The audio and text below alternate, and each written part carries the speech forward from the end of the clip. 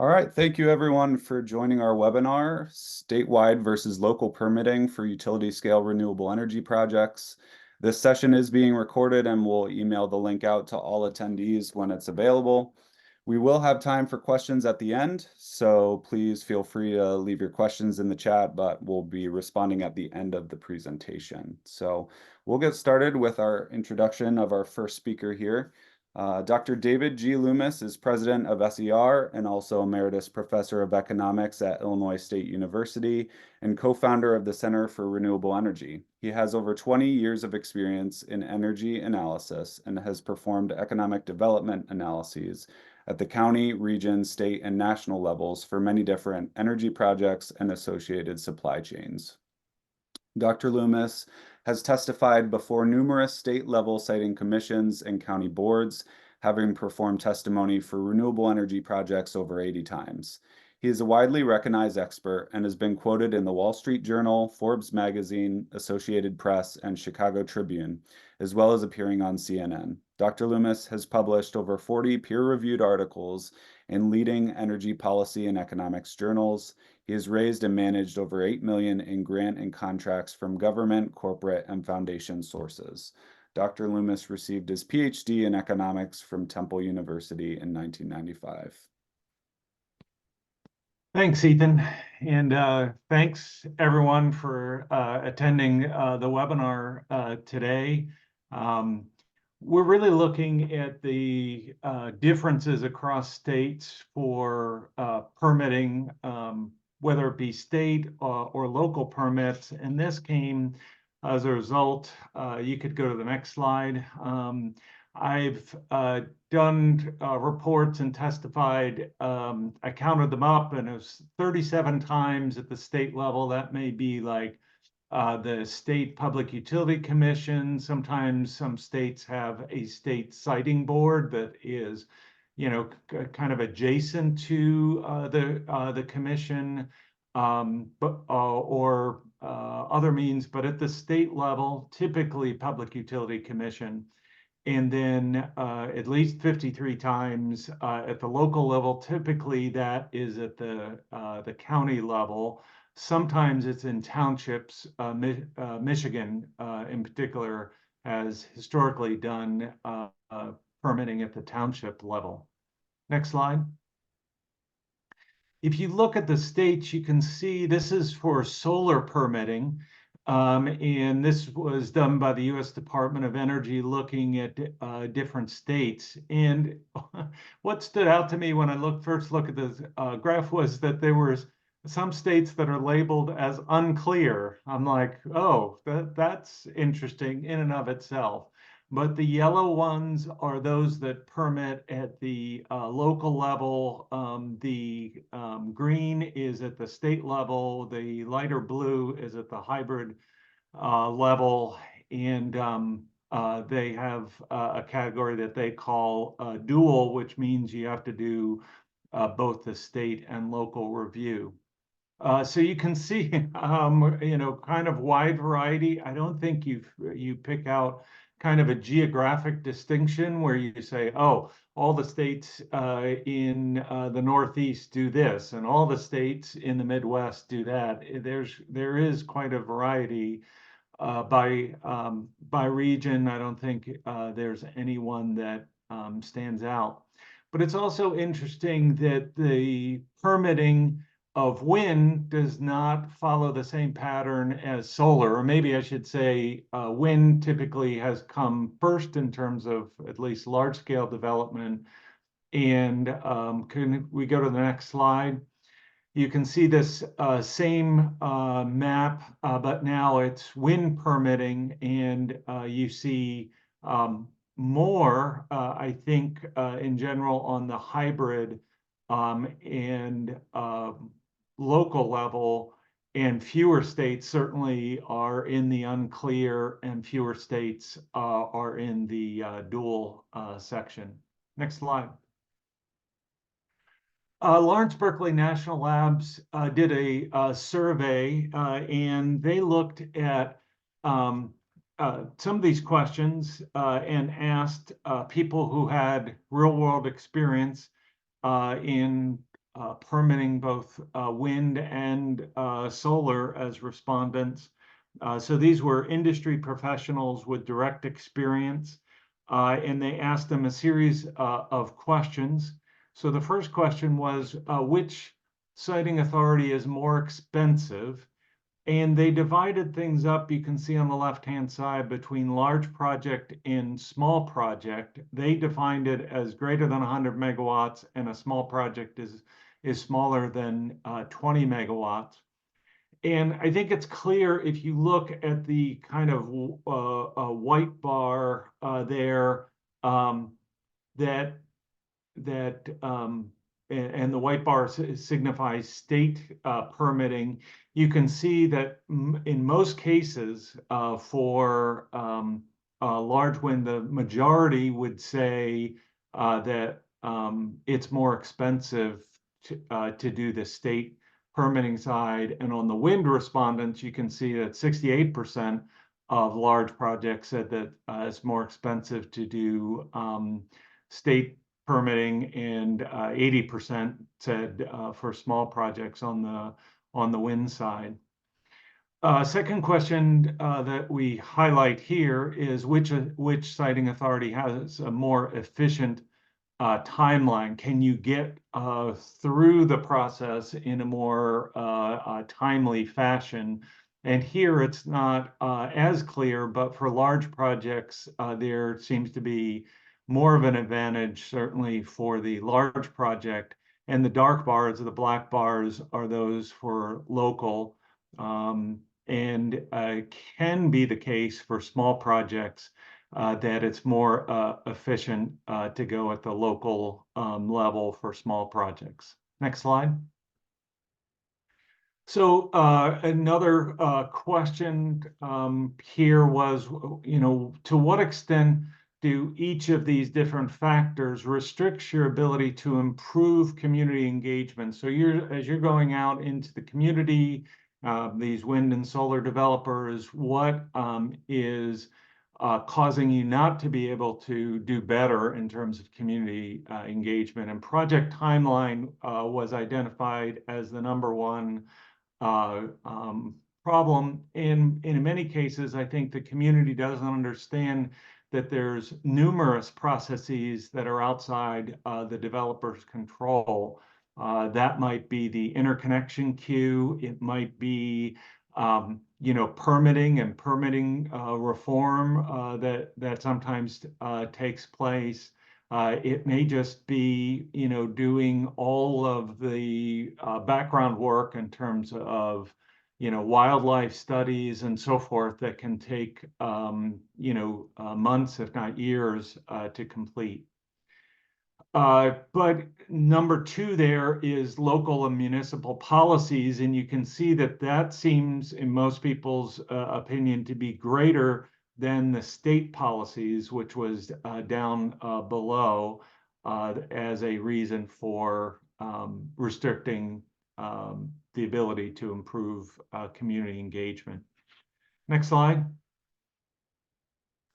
So I looked at different characteristics, and this is just drawing on my experience, and we have 2 other presenters who may have different perspectives on these, but this is looking at the different characteristics, the formality of the process, and tried to contrast the local versus state issues associated with that. Is it the local permitting process? What I found was, in my experience, there's a wide variation. I've had some local permitting processes that I've been a part of that run very similar to a court case where you have, a judge. They swear in witnesses. They ask attorneys on both sides for questioning and so forth.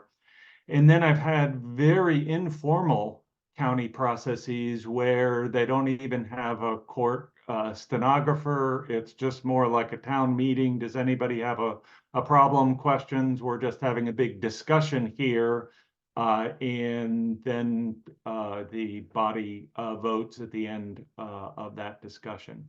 Whereas local is more varied, a wide variation, but in the state process, it does tend to be more towards that formal legal process using the typical regulatory or judicial processes that's fairly standardized and you know what to expect. Same with the legal procedure. The audience for local proceedings tend to be less technical.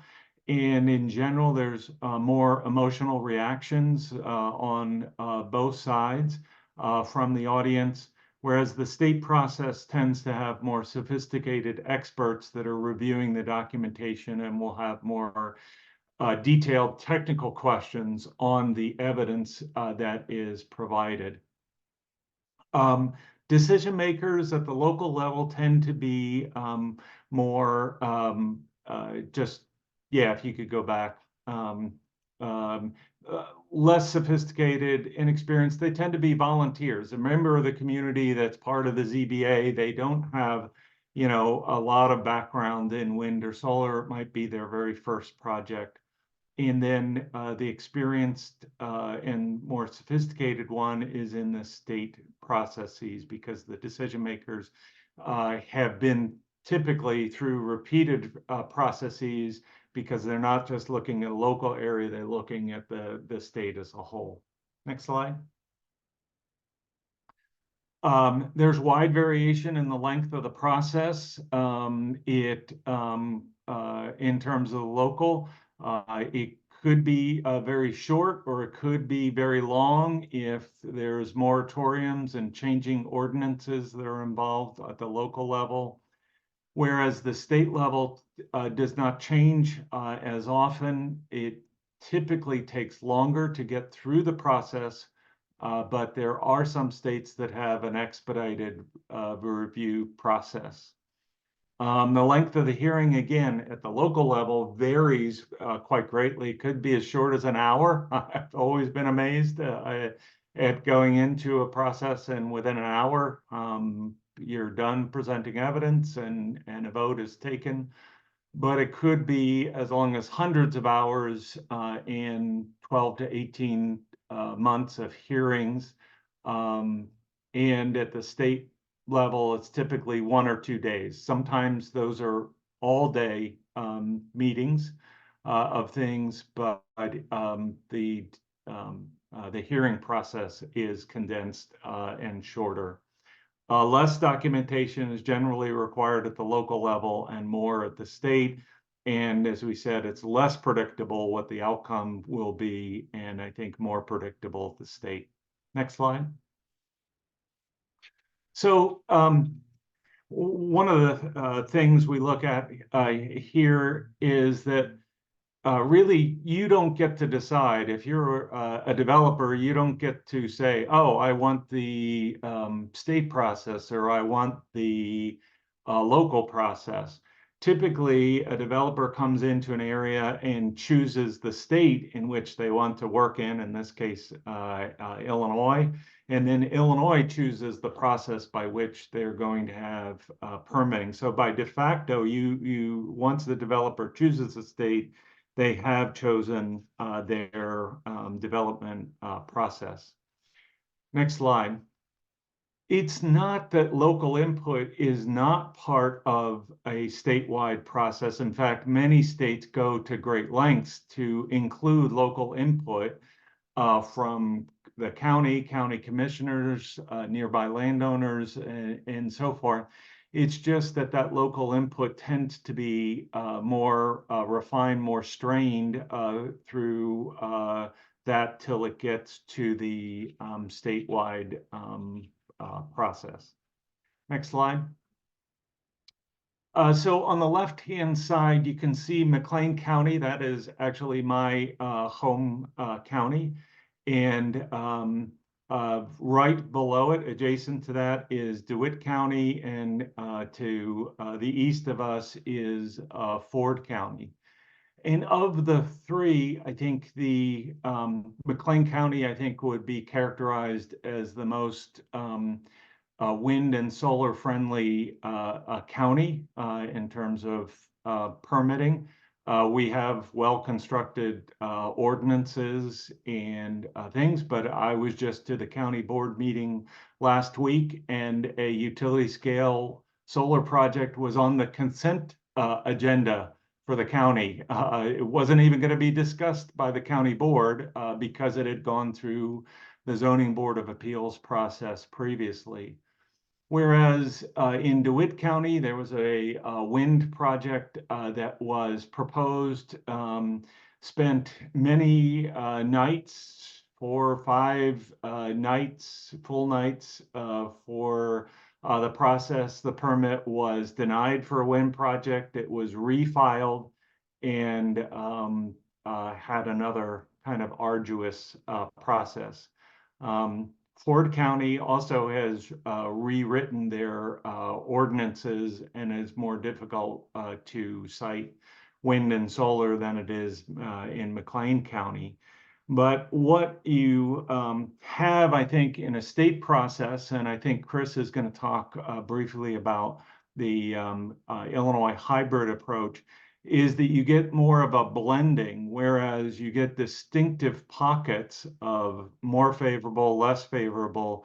If you move to a statewide process or a statewide permitting standards, you get more of a blending of the effect across those 3 counties.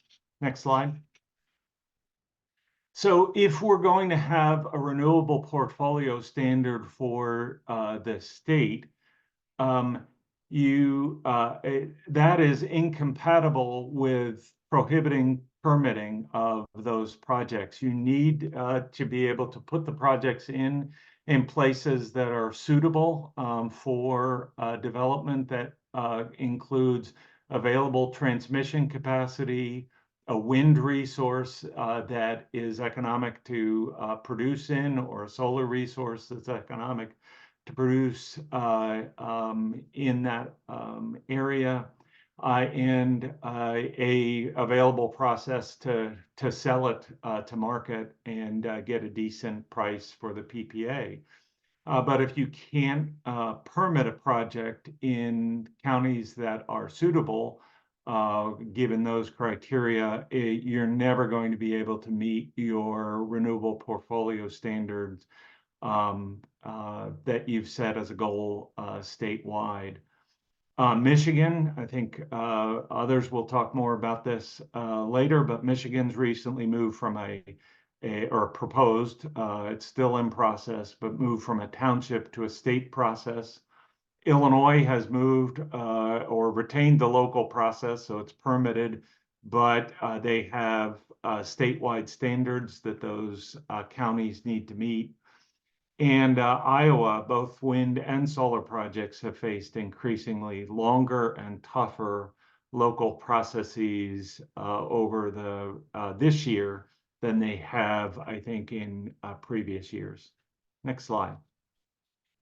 So I won't go through read all the text here, but my conclusion is that the statewide permitting process provides more predictability in terms of timeline, ability to forecast the outcome and overall procedure.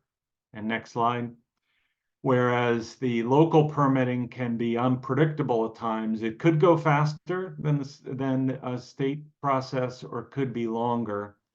And I'm biased because I do live in Illinois, but it does seem that perhaps the Illinois process of having a roadmap with a hybrid approach, where you have statewide standards for local ordinances, an end to moratoriums, but you still have local control of the permitting process, might split the difference between those two and get you the best of both worlds. And with that, I'll turn it back over to Ethan. Thanks, Dave. Next up is Eric Callisto, partner at Michael Best and Friedrich LLP. Eric Callisto is known for his extensive experience in energy, water, wastewater, and environmental matters, particularly the regulation of utilities at both the state and federal levels. He helps clients with regulatory filings and issues before state public utility commissions and environmental regulators, local utility districts, the Federal Energy Regulatory Commission, and regional transmission organizations. Eric devotes considerable time assisting utilities, independent power producers, and other entities in thinking about the opportunities provided by new state and federal laws, technologies, and opportunities, including those relating to solar and wind development. His prior positions include chairperson of the Public Service Commission of Wisconsin, assistant attorney general at the Wisconsin Department of Justice, assistant legal counsel to the governor, and environmental protection specialist at the U.S. EPA. He has a BA from the University of Virginia and a JD from the University of Wisconsin-Madison. Thanks, Ethan. Next slide, please. And as an intro, I generally agree with almost everything David has said here in his intro, which hopefully makes sense to everybody.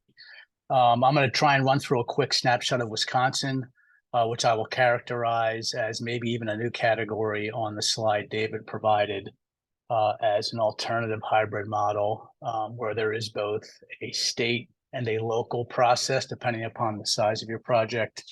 I will then spend a little bit of time talking about the statewide process for getting a certificate of public convenience and necessity for large solar, and then some issues for local governments to consider, which are often and frequently intervening a lot in these cases, and ultimately have a role in the permitting in Wisconsin of smaller solar projects.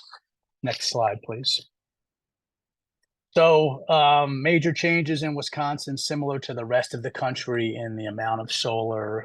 Slow start before 2017, effectively nothing but the odd one-off project behind the meter. Fast forward to 2020. To date, there have been 17 new projects in the last 4 years, 4,500 megawatts of operating or proposed large solar, including a 1,300 megawatt project that is currently proposed by Vista Sand Solar in central Wisconsin. This is the kind of expansion that's generated by a number of things. I anticipate a fairly sophisticated audience here, primarily driven by a reduction in the cost of solar equipment and materials. In past proceedings to the Public Service Commission, when it was a utility-led process, solar never came out on top as economic versus fossil fuel and even wind. Now, of course, it's on the top of the heap for the lowest levelized cost of energy. And so it is a frequently recurring generation source here for utilities and IPPs. Next slide, please. Just some of the characteristics that you see in Wisconsin of large solar projects. I won't focus on these. The 100 megawatt threshold is material. David talked about this a little bit, and I'll jump on this in a second, but 100 megawatts is the threshold in Wisconsin in the statutes to define a large versus a small CPC, or large versus small solar project, and thus what requires local permits versus statewide. A lot of things are paired with batteries, so you're now seeing a lot of BESS elements that are coming in with the solar projects. These leases typically in Wisconsin, I imagine across the country, pay substantially more than farmers are getting for cropping their field, and of course a very highly capitalized skill set of players. So we don't see very many mom and pop type operations coming in asking for large solar in Wisconsin. Next slide, please. A certificate of public convenience and necessity, or CPCN, is the permit that is required in Wisconsin for large solar. So anything that is 100 megawatts or above, and regardless of the type of generation, requires a permit from the commission or a CPCN. Additionally, any transmission line, including gen-tie lines that are both greater than 100 kV and longer than 1 mile, also require a separate CPCN. So for large projects that also have a large gen-tie, you're required to get actually 2 permits from the Public Service Commission. This statute is of long standing. It, of course, came about during the time of fossil fuel, but the public policy behind it is simple and effective, in my view, that these projects are of such importance that they cannot be limited or permitted by local government. I'll talk about the process here in a second. It requires substantial involvement at the front end before the application is made.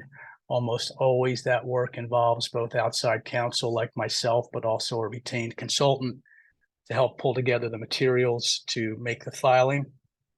There are distinctions, important distinctions between the materials required for a utility filing in Wisconsin versus an IPP or merchant filing, with the IPP and merchants not required to provide information on both economics of the project and the need of the community or the territory for additional energy or capacity.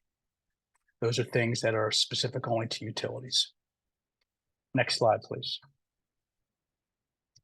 Pretty typical review criteria here in Wisconsin for a large project.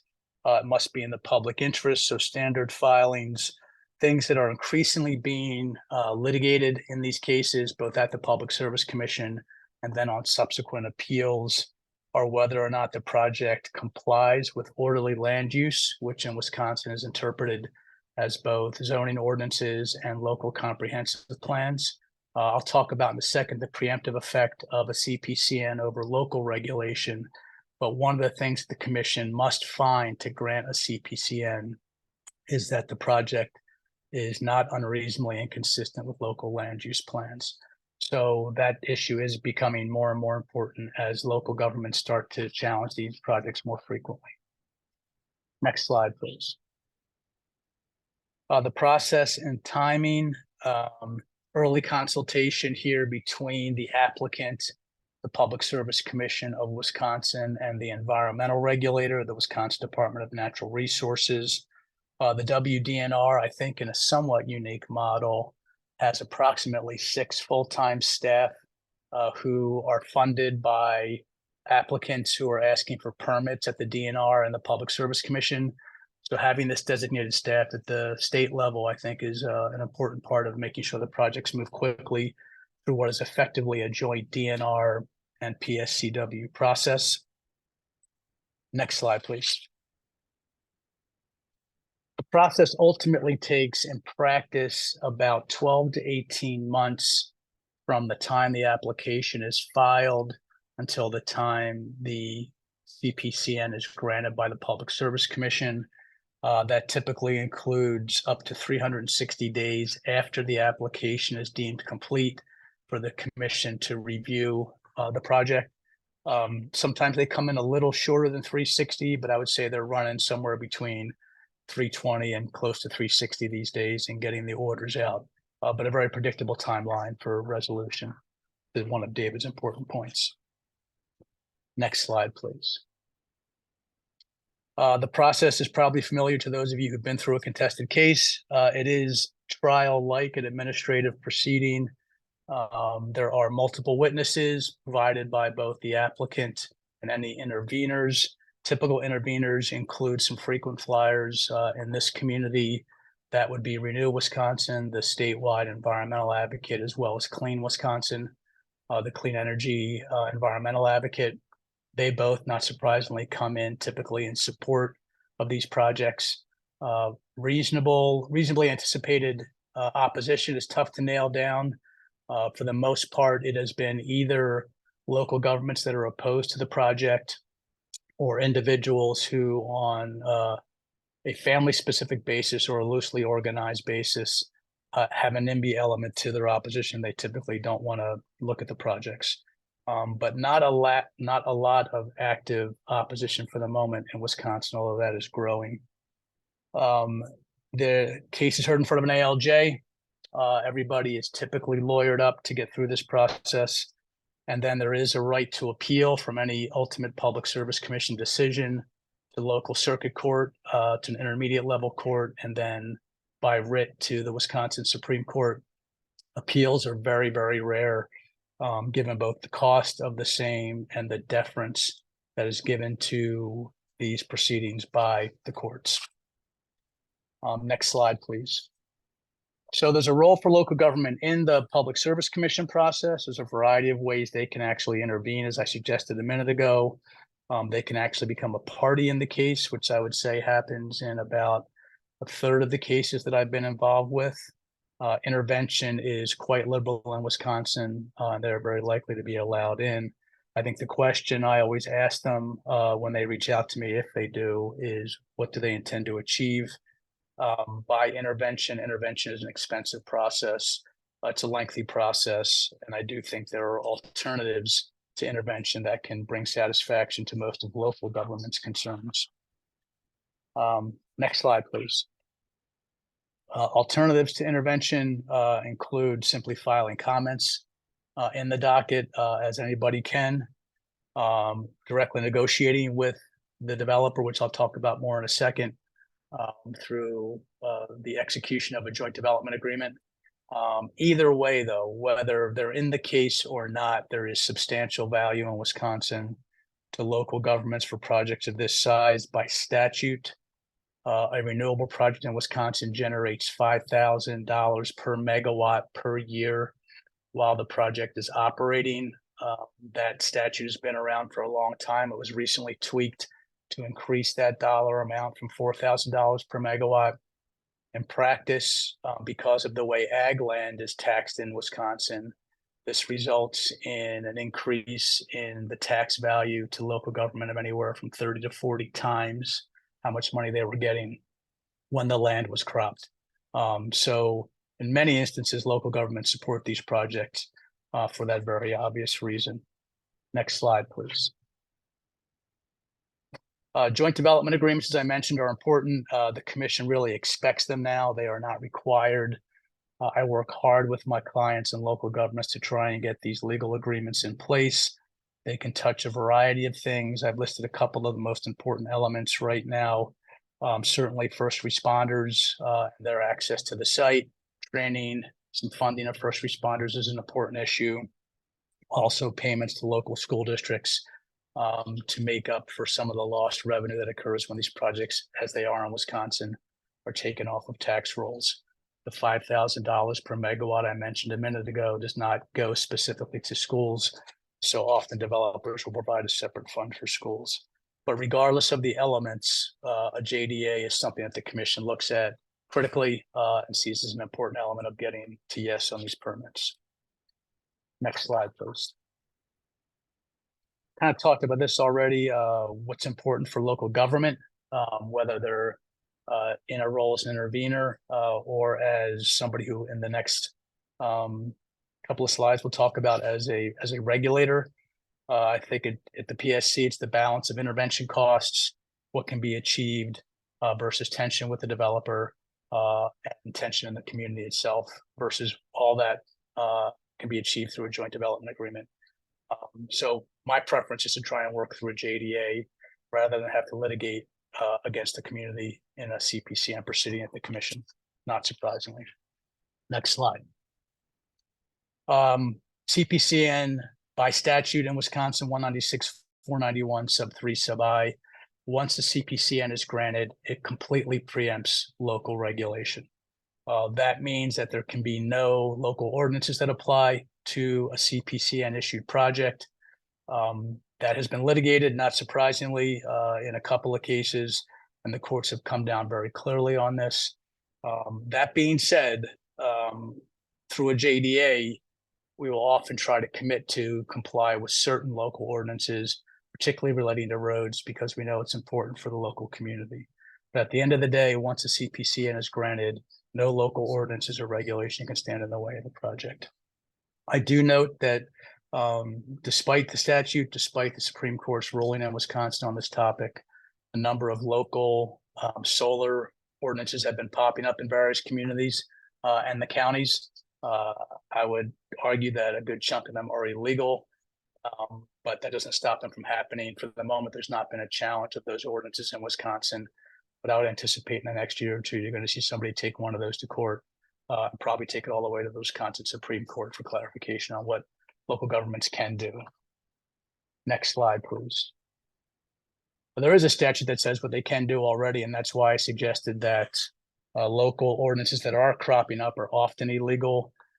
Chapter 66 in the Wisconsin statutes allows local regulation of projects under 100 megawatts. So there is a permitting process that's required. but the permits can only address the 3 issues I've listed here. So it's a very specific, limited process the local government can engage in when they try to issue a permit for a sub 100 megawatt solar project. There are some communities that have passed ordinances that do meet this muster. So it is done, as I suggested, it's done infrequently, and often it's done illegally with the current ordinances that have popped up. Next slide, please. This permitting process locally for under 100 megawatts cannot be a broad-based limitation on small solar, meaning a local community cannot put into place typical setbacks, other limits that you would see at the state level. They've got to put the project through a permitting process that then applies those limits specifically to the project. So it is a very limited permitting process that, if done correctly, can provide value to the community for these small projects. Next slide and final slide. Why go locally in Wisconsin? I don't think there's a lot of strong arguments for going local if you're at or near the 100 megawatt threshold. For reasons I just said, the state permitting process is effective, it's thorough, it's transparent. David noted some of the challenges in the local permitting process, but there are developers that are starting to specialize in this space in Wisconsin. I think you can do a good job at it if you have a good ground game and a good community. So you have good staff who are working closely to establish those relationships, and you have a community that wants you to be there. If you start off the game with poor groundwork and a community that does not want to have these projects, I think it's going to be challenging to get permits for these sub 100 megawatt size projects. Moving fast there, I apologize for that, but let me stop. Happy to take questions at the end. Thanks, Ethan. Thank you, Eric. Next up is Chris Kunkle. Chris Kunkle is the Senior Director of Government Affairs for Apex Clean Energy, a leading energy company that develops, constructs, and operates utility-scale wind, solar, and battery storage facilities across the country. Chris leads the company's government and regulatory affairs strategy and engagement across the Midwest region. In this role, Chris focuses on state policy and regulatory initiatives that facilitate the development of renewable energy, working with policymakers, energy regulators, and coalition partners to achieve these priorities. Chris? Thanks, Ethan. So I've got a couple of introductory slides here just for a little bit of background on Apex. In case folks are not familiar with our company, we're a developer, owner, operator of renewable energy facilities. That's utility scale wind, solar, battery storage, as well as a DER business focused on community solar and some interest in the green fuels or green hydrogen space. The company's based out of Charlottesville, Virginia, with a staff of over 400 these days. So you can go on to the next slide. And again, a little more background on the company. Very large development portfolio, and we've commercialized just shy of 9 gigawatts of projects over the course of the company's span. Next slide. And yeah, you can skip this introductory slide too. Oh, bummer, the arrow isn't quite lining up there. But this first slide is just any renewable energy developer that's on this webinar is going to know these steps very well. These are kind of the 5 key aspects of any successful renewable energy project, right?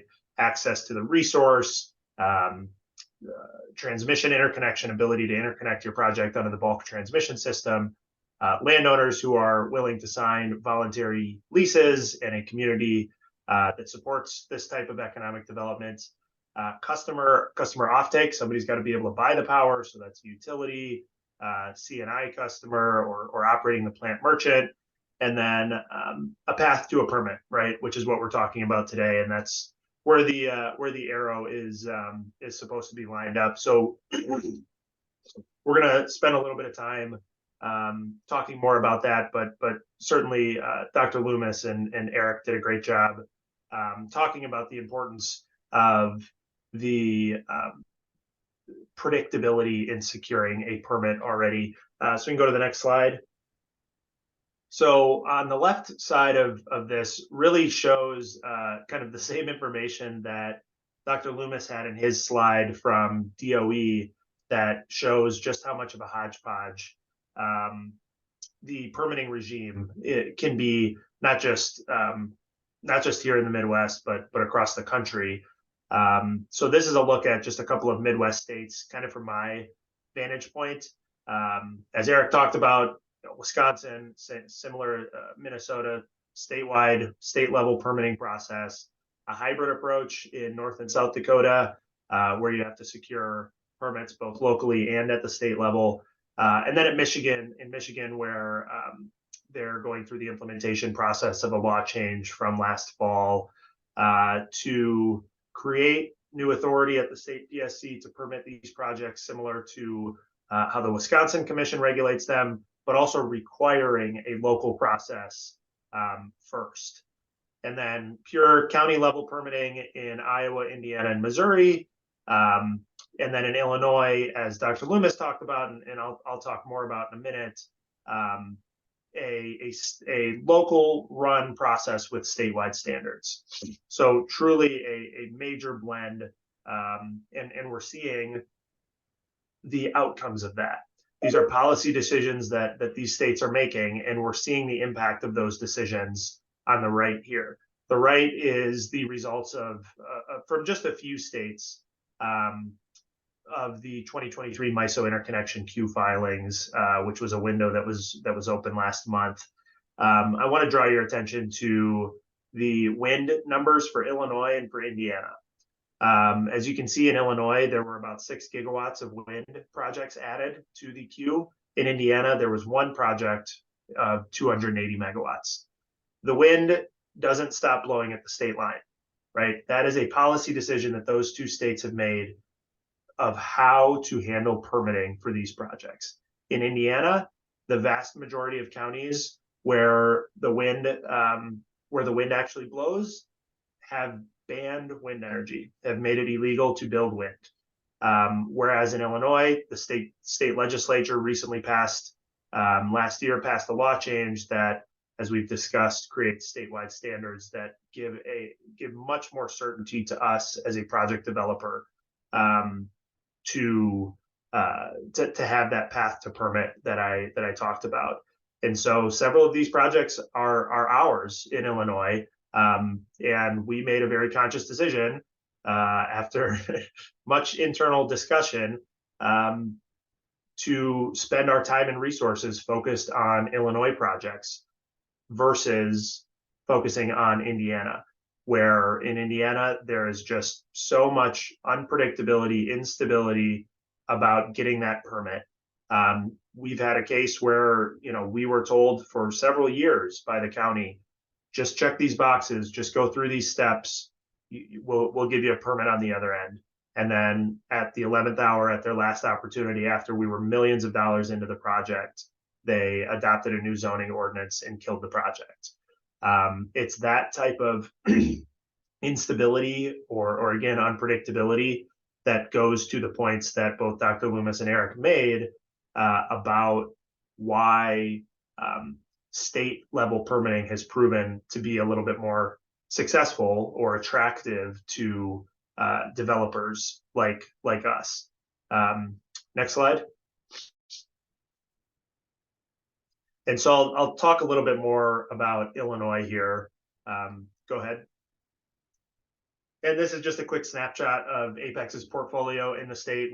We're in operations on 5 different projects. We have another project in construction now, and a whole bunch of projects in development in the state, due in large part to a stable permitting regime, thanks to that law change.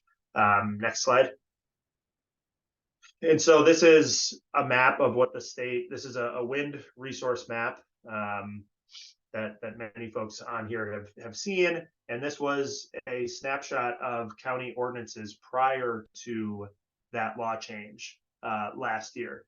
As you can see, some of the windiest counties in the state had made wind illegal, had banned wind, and those counties were totally off limits. That got the attention of policymakers who had recently passed a 100% decarbonization bill for the states and an aggressive increase in the RPS. And they realized, well, those goals are not going to be achievable if we can't actually build the new resources that are needed to comply with those targets, right? And so if you're taking off, completely removing from the table some of the highest resource parts of the state, not only are you not going to be able to achieve those goals, but projects that are developed are going to be in lesser resource areas and probably be a little bit more expensive. So there's a ratepayer impact of this as well. We believe that this method makes a lot of sense, that this is restoring landowner rights while also keeping that process local. There have been certainly implementation challenges with this, right? These are counties that in many ways have a very different political philosophy than the legislators who passed these law changes, right? So things have become very political. And you have counties that are knowingly and willingly not complying with the law and challenging either the state or developers or some other stakeholder to sue them over that. We certainly don't want to be in that position to do that, right? So there are some challenges, and I think these things will get sorted out. There are certainly some immediate benefits. Our company is feeling that with one project in particular that's now under construction after having been denied by the county previously under the old framework. But I think most of these benefits will be felt over the course of the next several years. As you saw from that earlier chart, a whole bunch of projects were just added into the interconnection queue, and that's a multi-year, 3 to 5 year process, right? So as these counties are sort of reopened for business, so to speak, that allows the 5+ year development timeline to really kick off, particularly for wind projects. So some of those counties that had been off limits are now going gangbusters. There's a whole bunch of companies out there looking at projects, and that's great for the state of Illinois, right? That's great for meeting the state's decarbonization goals, for promoting rural economic development and everything that goes with it. So I agree with my colleagues, generally speaking, and you can go to the closing slide here, that many of the challenges that we've seen in these states with a purely local permitting process have gotten so severe that they are truly stifling growth in this industry, and that has gotten the attention of policymakers. And I think it will continue to get their attention, and you will see more conversations at the state level about what is the appropriate role of a state in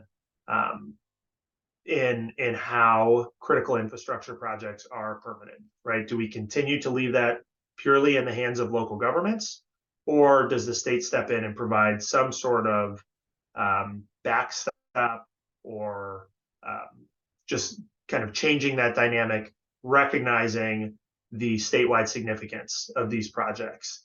I think that's going to be a real interesting question in a number of states over the next few years. And there are certainly states where we need some sort of reform to restart this industry and meet the demand that is very evident from all kinds of different customers right now, utilities and corporate customers alike. So I'll stop there, and I see we've got a couple questions that have come in, but I'll turn it back to you, Ethan. Great, thank you, Chris. Yeah, we will be entering into our Q&A portion of the webinar, and we've gotten a couple questions here in the chat. Feel free to leave those if you have additional questions. Our first one here says, what steps does Apex take to require and audit its land acquisition vendors' compliance with state laws regarding real estate professional licensure? That's a great question to which I do not have an answer. That is a question for our land team. If it just shows up as anonymous on our end here. If somebody, my email was in that presentation. If you want to shoot me an email and get more information on that, I'd be happy to connect you with the right person. I don't have any specific visibility into that aspect. Sure.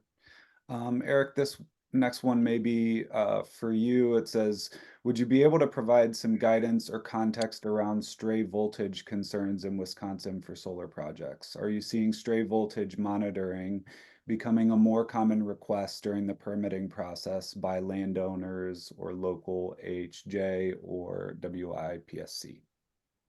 Yeah, stray voltage has been a long-standing requirement of any permit that's sought and received from the Public Service Commission of Wisconsin. You've got to do both pre-construction and post-construction stray voltage testing. I believe the geography is large animal operations within a half-mile of the project. Don't hold me to that.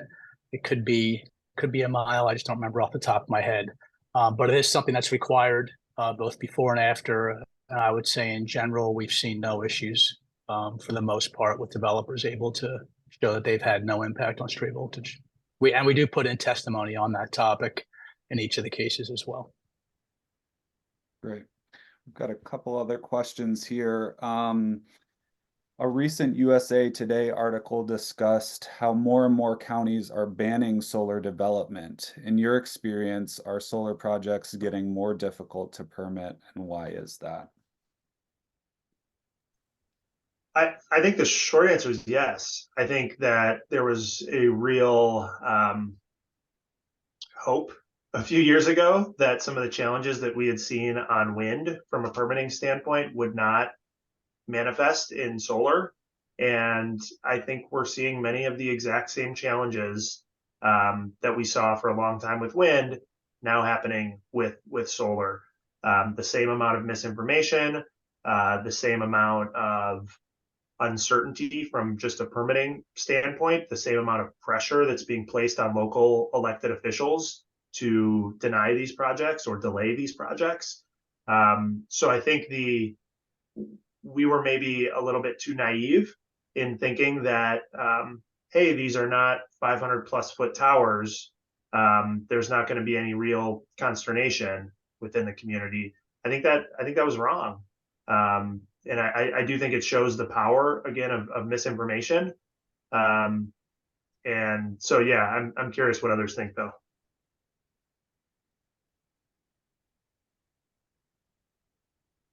Yeah, I don't disagree with that conclusion from Chris. It is obviously driving development to other locations. So those places don't want it to the extent we can find transmission and good land and good landowners. I think there's other opportunities, at least in the Midwest. But it's a challenge for sure. And it's getting more challenging. And I would say that the interveners, I mentioned there were not a lot in Wisconsin, but they're getting more sophisticated. Their arguments are getting better. So you are seeing a more organized opposition to some of these projects. Mm-hmm. Yeah, I was thinking that in my experience, it's still been a local opposition is usually just a small minority. Many years ago, I did a survey looking at communities, and this was just in wind energy, and it was a very small minority that were opposed to wind projects in Illinois back at that time. And I think it's, again, still a small number that are in opposition. I think we were talking about misinformation. I think there's a lot of education to be done in things. My hope was that as we got more solar developed, that it would calm some of the opposition, because it would be not as unfamiliar, and people would become more acquainted with it, and familiarity would then breed to acceptance. But it hasn't quite happened the way I was thinking, as easy as I thought it might happen. We've gotten a couple more questions here in the chat. One of them reads, considering recent development in the ESG reporting space in the US, do you all see value in completing sustainability assessments such as Envision in parallel with standard environmental due diligence assessments for solar and wind projects? Yeah, I'll take the first stab at that and say absolutely. We actually just released our sustainability report for 2023, and we're looking at all of this because customers are asking us now. There are questions in RFPs that were never there before from an ESG standpoint. And so this is a way, certainly not my bailiwick, I'm not going to speak to any specifics here, but certainly a way that we think we can set our projects apart from our competition, recognizing that those customers, particularly in the C&I space, have their own internal goals and want to contract with projects that help them meet those goals.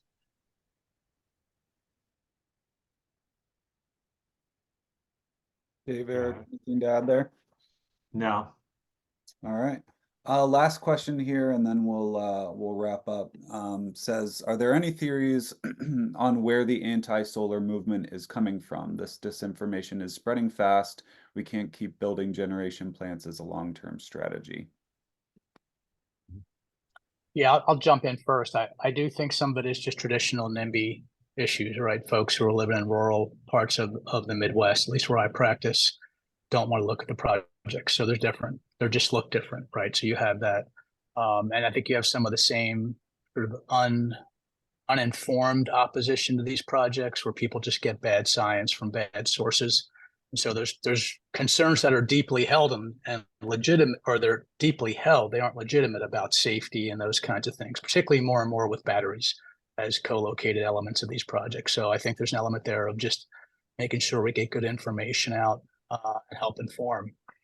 The part that's, I would say, having more and more influence, and I think is a little bit more of a challenge for the industry, is to make sure we have a good response on the elimination of quality ag land and why that, from a macro level, is not problematic for particular states or areas. I mean, without a doubt, these projects are taking large amounts of agricultural land out of production for a period of years. And so we've got to have a response to how that impacts the local community in terms of industries that are supported by that ag production, et cetera. And then I think more and more we're seeing reasoned arguments raised about the impact of this on wildlife. I don't think those are valid either, but they're better argued. And certainly in certain situations, there's some issues that need to be taken into account. So I think coming into those projects with a plan, if you're in an area with sensitive species or other things going on, make sure you take those concerns legitimately and have a response to them. Mm-hmm. I'd agree with everything Eric said.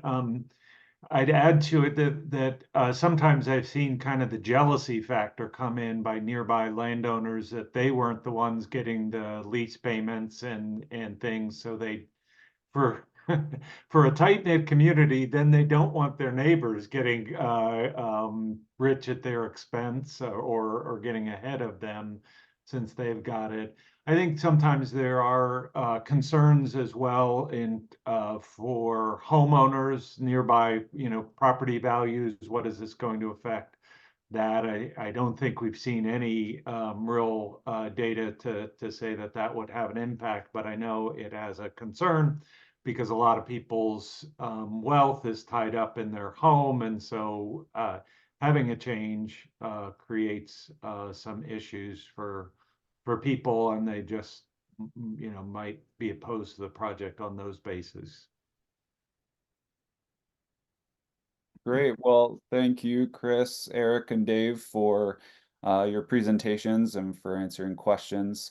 We will be emailing out the link for the recording. So once that's available, again, I will send that out to the registration list. You should have contact info for each of these panelists, but we'll include that in that email as well for any follow-up questions that you have. Thanks everyone for attending, and have a good rest of your day. Thank Thank you. you.